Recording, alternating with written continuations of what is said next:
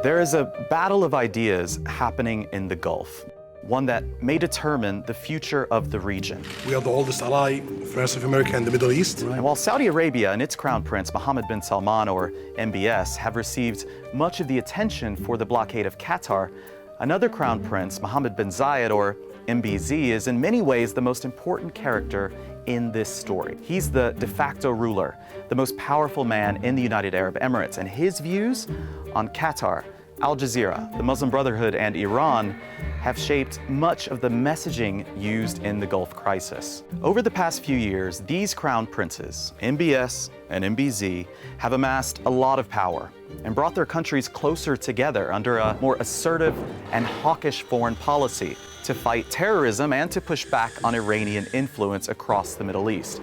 And while this may resonate with Western policymakers, the approach has further destabilized the region, one that's still figuring out the legacy of the Arab Spring. The Saudi and Emirati governments supported the military coup that toppled Egypt's first democratically elected president, Mohamed Morsi, opting for their version of strongman stability over rapid democratic change.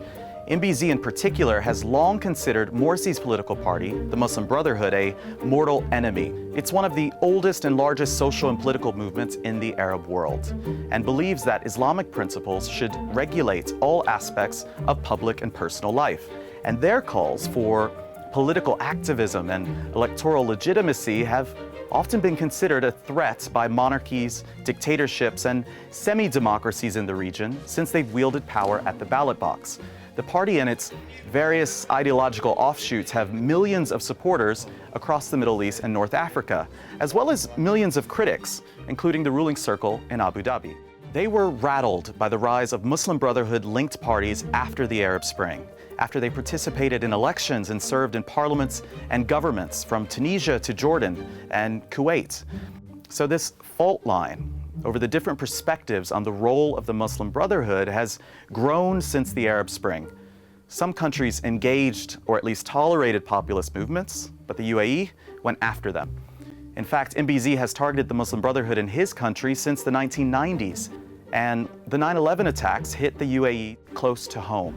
While 15 of the hijackers were Saudi, 2 Emiratis crashed United Airlines Flight 175 into the South Tower, and nearly all of the money that financed the 9/11 hijackers flowed through UAE banks and used UAE wire transfers. So after 9/11, the UAE criminalized money laundering and illicit fundraising and increased security cooperation with the United States. They also cracked down on what they identified as extremists, including Al-Islah, a non-violent social movement in the UAE, which MBZ saw as a political and existential threat since it was ideologically linked to the Muslim Brotherhood. His security services arrested their leaders, excluded them from public office, closed their charities, and even stripped some Emiratis of citizenship. Human Rights Watch has talked about this. They called it a new low in the human rights record of the UAE. Our threshold is quite low when we talk about extremism. For many countries, the definition of terror is that you have to carry a weapon and terrorize people. For us, it's far beyond that. We cannot tolerate even the smallest and the tiniest amount of terrorism. Terrorism is political by definition, and powerful people use its definition the world over for political purposes. The UAE's broad definition of terrorists, which has dominated the media campaign throughout the blockade, is so out there, it's rejected by the US, EU, and the UN. And even though he doesn't speak openly about this topic, MBZ has often shared his views with US diplomats. During the Bush administration, MBZ often spoke about the supposed influence of the Brotherhood, from school curricula to the armed forces, where he identified them in the military and put them through a form of reverse brainwashing, and spoke of a desire to take them down in a way that they'd never come back.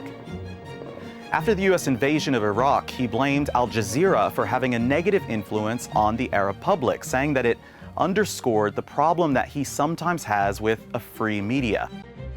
While Iran has long been the UAE's top security threat, before the Arab Spring, MBZ spoke of the Muslim Brotherhood as a hidden force that stirs up the Arab public, rendering the traditional leaders of Arab society impotent.